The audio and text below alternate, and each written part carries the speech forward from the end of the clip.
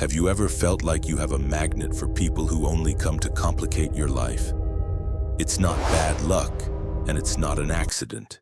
The reality is that without knowing it, you could be sending signals that say, "You can treat me badly and I will allow it." If you stay until the end, you'll understand why being good doesn't mean being weak and how to reclaim your power today. This isn't about becoming cold or cruel. This is about understanding the psychological patterns that make you a target and transforming yourself into someone who commands respect naturally. The invisible signals. You're sending first truth, the constant apology. Trap. Many people believe that apologizing for everything is a sign of kindness, but in reality it's an invitation to abuse. If you apologize when someone bumps into you, or when someone interrupts you, you're teaching others that you believe everything is your fault. You're acting like a dog that rolls onto its back before the aggressor. Manipulators specifically look for people who already feel guilty because that way they can blame you for everything, and you'll simply accept it. From a psychological perspective, this behavior stems from what Carl Jung called the inferior function. You've learned early in life that your needs don't matter, that taking up space is wrong, so you preemptively apologize for your very existence.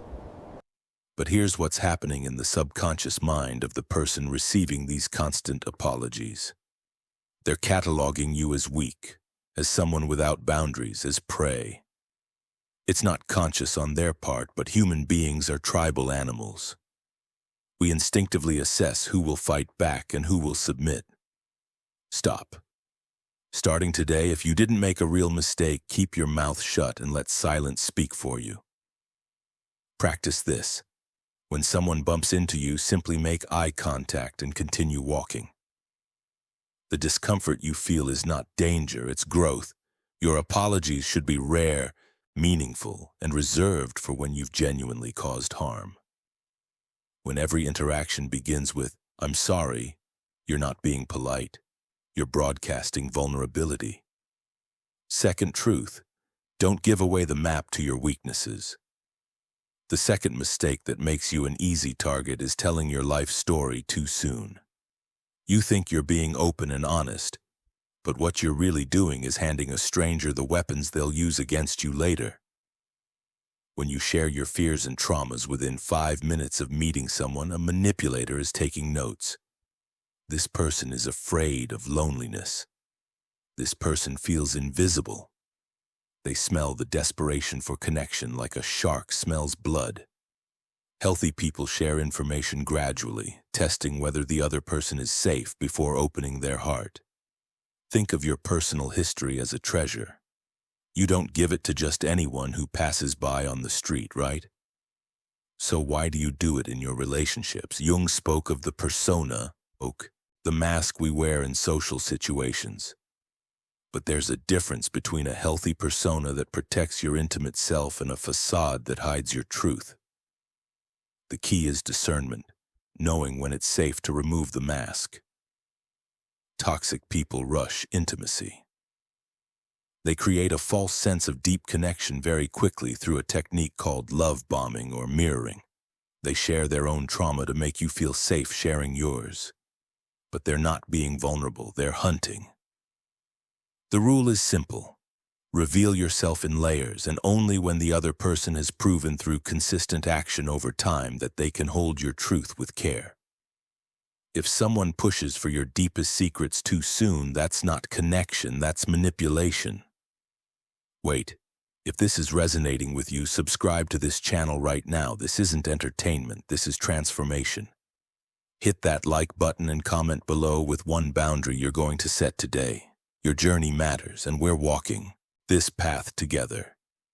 Because understanding these patterns is the first step, but implementation is where real change happens. The deep patterns that keep you stuck. Third truth. The myth of second chances. We all see the red flags on day one, but we choose to ignore them because we want to believe people are good. If someone talks badly about others behind their backs or gets angry over small things, that's their true face. It's like the sound of a rattlesnake before it bites. You attract the wrong people because when you see a danger signal, instead of walking away, you look for an excuse for them to stay. Your rule from now on is 1 red flag is a warning, 3 red flags and you're out. How many times have you told yourself, maybe they just had a bad day, while your stomach was telling you something was wrong? That gut feeling is not anxiety, it's wisdom. It's your subconscious mind processing thousands of micro signals that your conscious mind is trying to rationalize away. Jung called this the shadow, the parts of reality we refuse to see because they're uncomfortable. You want to believe in people's goodness because acknowledging that some people are genuinely toxic means you have to make hard decisions. It means you have to be alone sometimes. It means you have to choose yourself. But here's the paradox. The moment you're willing to walk away is the moment you stop being a magnet for toxicity. Because toxic people can sense your desperation to keep them. They can feel that you need them more than they need you. And that imbalance is exactly what they exploit. Red flags are data. Treat them scientifically. Someone shows you who they are. Believe them the first time. Don't wait for the pattern to repeat. Don't give them the opportunity to explain it away. 1 red flag gets your attention. 2 red flags and you're watching carefully. 3 red flags and you're gone. No explanation needed. 4th truth, the empty house theory. If you don't have goals, hobbies, or dreams of your own, your life is like an empty house where anyone can come in and wreak havoc because no one is taking care of it. When you make another person your entire world, you stop having a shield. Toxic people love people who have nothing else going on because they know you'll always be available and you won't say no. To stop being a magnet, you need to fill your house. You need something that's only yours and that you protect with your life. This is what Jung called individuation, the process of becoming who you truly are. Most people never individuate. They remain fragments, defined entirely by their relationships, their jobs, their roles. But when you have a mission, a purpose, something that matters more than any single person, you become magnetic to the right people and repellent to the wrong ones. Think about it. Narcissists and manipulators don't target people with full lives. They target people with empty calendars and empty hearts, because those people will drop everything for a crumb of attention. They'll tolerate abuse because anything is better than returning to the emptiness. Your purpose doesn't have to be grand. It doesn't have to change the world. It just has to be real. It could be mastering a craft, building something, serving a community, creating art, pursuing knowledge. What matters is that it's yours, that it fills you, that it makes you unwilling to sacrifice your peace for anyone. When someone toxic enters your life and you have a full house, a mission you're committed to, you don't even have time for their drama. You're not rejecting them, you're simply unavailable. And that unavailability is the strongest boundary of all. 5th truth, iron kindness.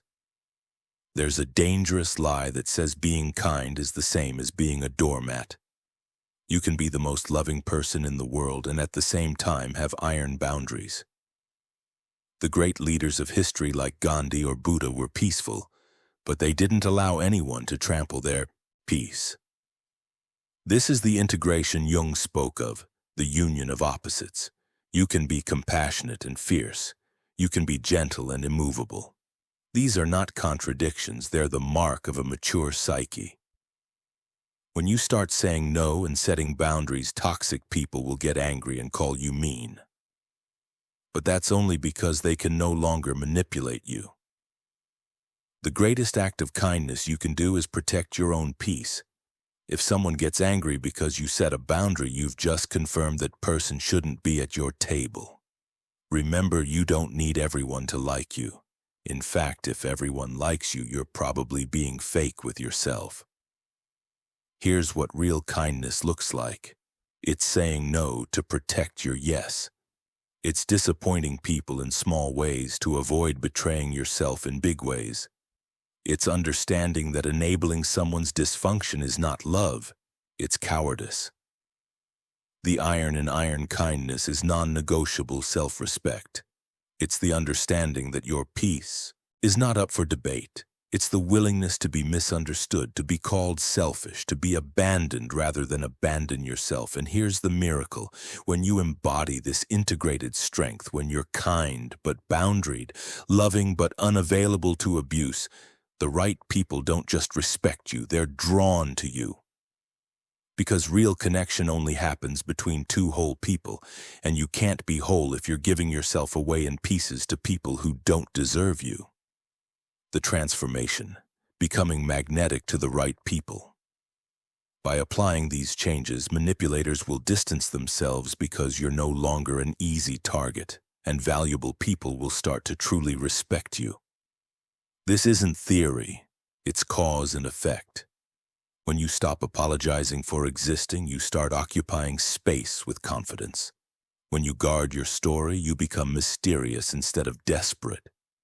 When you honor red flags, you protect your energy. When you fill your life with purpose, you become whole. When you set boundaries with kindness, you become sovereign. And sovereignty, that quality of being fully self-possessed, fully present, fully committed to your own path. That's what authentic people are attracted to.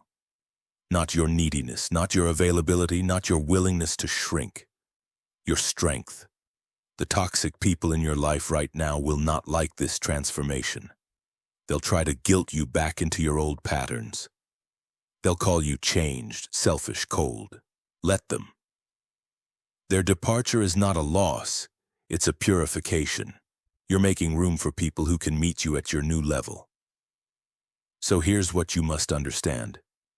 You don't learn techniques to repel toxic people.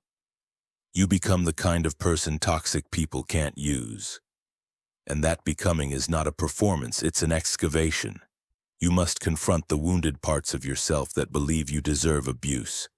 You must integrate the shadow that says you're not worthy of respect. You must practice the uncomfortable art of disappointing people who expect your compliance. This work is not easy. It requires a level of honesty our culture no longer values. It requires solitude when everyone else is seeking distraction. But it's the only work that matters. If you're ready to stop being a magnet for problems and start commanding the respect you deserve, subscribe to this channel now. Every week I'll give you the tools to reclaim your authority, not through aggression, not through walls, but through the integrated strength of someone who knows their worth. Hit that subscribe button. Leave a like if this resonated. And comment below. What's one boundary you're setting today? Your transformation starts here, right now, in this moment. The path to sovereignty is walked alone, but it doesn't have to be walked in isolation. There are others seeking the same truth, the same integration. Join us. Your reclamation has just begun.